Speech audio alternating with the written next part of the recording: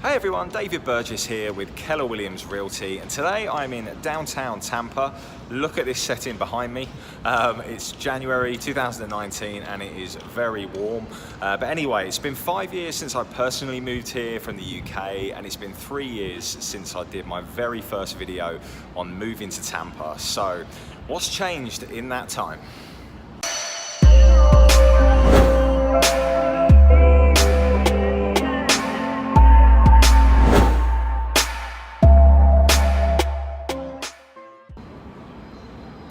Okay, so yeah, 5 years on then. It's been a real journey for me. It truly has. From somebody who never really envisaged themselves living overseas or abroad or anywhere away from home, really, it's been a real journey. So if you've never come across any of my videos before, I am from southern England. I met my wife, who's from Riverview, here in the Tampa suburbs in Scotland, in a pub on a night out, randomly enough. And after 2 years of long distance dating, we finally moved over here in 2014 and we got married. So yeah, it's been 5 years now, and although I've been coming here a little bit longer, it's incredible seeing what's unfolded in that time. And yeah, she's still with me, which is absolutely fantastic. You know, it's always a bonus, right? But yeah, you know, I have to say, like, through videos like this, I've helped so many families move here, and it's so rewarding for me seeing people move here, and not just helping them find the right home or right area, but also keeping in touch with them and making sure that they're settled. I've met so many good people, so many friends now through this, that I felt like I had to do a new video on what's going on in Tampa, and believe me, it really has changed in that time. So what's really changed in Tampa itself? Well, one thing you're really going to notice is the airport. Firstly, if you've flown here before, you're now going to fly into a more modern airport, and I don't just mean modern in terms of the interior. It's just even like the parking garages, short term and long term, they're both a lot more modern. There's a nice monorail which gets you right in here. It's a lot more user friendly. There's lovely modern tile throughout, great bars and restaurants, and it's just I absolutely love it. It's flying to more places too. My wife and I went to Amsterdam in September. I always take her back to the UK, so I wanted to show her something somewhere else.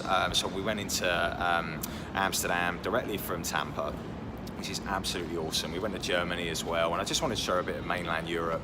And then coming back in, flying directly into Tampa is so nice. I mean, I know it's like a really pretty easy connection at Atlanta, but it's so nice just when you're at the other end and flying into Tampa or into home and not having to connect, or going to Orlando and driving that 2 hours home. So yeah, I'd definitely recommend checking out the airport, because I think you'll be impressed. It's a very neat little airport, and yeah, that is one of the things I would say has really changed and grown in Tampa over the past few years. Other things, you're going to notice a lot of construction here in the city. There's so many new apartment buildings and hotels and just office blocks and that kind of thing. And you really will notice just how all the modern buildings, especially, they're kind of just gearing up for the more population increase that's happened here over the past few years, and those apartment buildings are needed, especially for the people working downtown. In terms of other things that's going on in Tampa itself, the Riverwalk, you can't really fail to miss the Riverwalk. I mean, it's kind of right behind me, but it runs all along the river, and there's just many, it's just a lovely setting, especially in like the sunset like now, or in the cooler months like now in January. It's just so nice. I mean, I personally struggle with it a little bit in the summer. It's just a bit too hot, but there's a lot of dog walkers there, and people on their segways or rollerblading or on their bikes, and I just love the vibe of it. It really is lovely down here on the Riverwalk. A couple of new eating establishments. You've got Armitage Works and you've got Sparkman Wharf. Sparkman Wharf is very, very similar to Armitage Works, although it is outdoors. It's certainly more outdoor based. Very nice, fresh, local food. You're going to find something you love there, no doubt about it. Sparkman Wharf is like replacing the old Channel side, and it's kind of set on the water. Whereas Armitage Works is more indoors. And just be a little bit careful with Armitage Works, because I really like it there, but it does get really busy. And it's just because it's so popular and something so new. And it's $5 to park there, but because it's a little bit further out than downtown, I wouldn't recommend walking it, especially in the warmer months, as you'll just fry out here. But they will give you back that $5 when you go and eat in there. They'll give you like a voucher. So definitely check out that, Armitage Works and Sparkman Wharf, the Riverwalk, like I said. And then finally, the biggest thing I really recommend that you do that wasn't here a few years ago is the Cross Bay Ferry. You can now get a ferry from here in downtown Tampa, right behind me. On a side note, not where those yellow water taxis are, because they're just like a hop-on, hop-off service that can get you around Tampa Bay, just the immediate area. But the Cross Bay Ferry will take you to downtown St. Pete, which is going to take about 30-40 minutes, and it gets you right out into the bay. And if you want to check out both downtown areas in a day, you certainly can. And for less than like $20 return, and you can take a bike and you can have a couple of drinks there. I really do recommend it. It's just an awesome service, and it really does bring St. Pete and Tampa together. So yeah, they're the things that have really evolved about the Tampa city itself. Other things to do while you're here, well, other than the obvious things, I mean, I'm sure you've got your eyes and your heart set on doing the things that you love, if that's not golfing or fishing, boating, or going to, checking out the beaches here, like Clearwater and St. Pete. Maybe even Busch Gardens, the theme park. It's obviously, it's very well known. I would check out Top Golf, which is it's been open a couple of years. It's going out towards Brandon, but it is still technically Tampa. That's going to be about a 15-minute drive, and they've got an iFly next door and a Dave & Buster's right around the corner. That's a really good little area, which is just, again, a few years ago wasn't here, and it's just added some really good entertainment to the area. And if you're into history, I would check out Ybor City. That is like a city within a city, really, and it's Cuban near enough. I mean, it's 100 years old or so. A lot of the old Cuban cigar factories were there, and now it's just a very kind of Cuban feel. I would definitely check out Columbia, the restaurant there. It's over like 100 years old. There is another one down in Sarasota too, and I believe somewhere else, but that is like the original one. So go and check out there, and there's some other really good restaurants there too.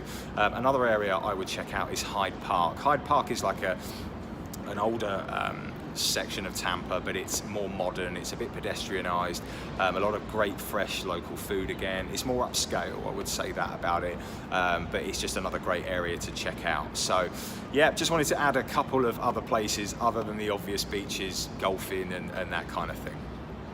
Couple of other things to mention that's going for the Tampa Bay area is that job unemployment is less than the Florida national average here.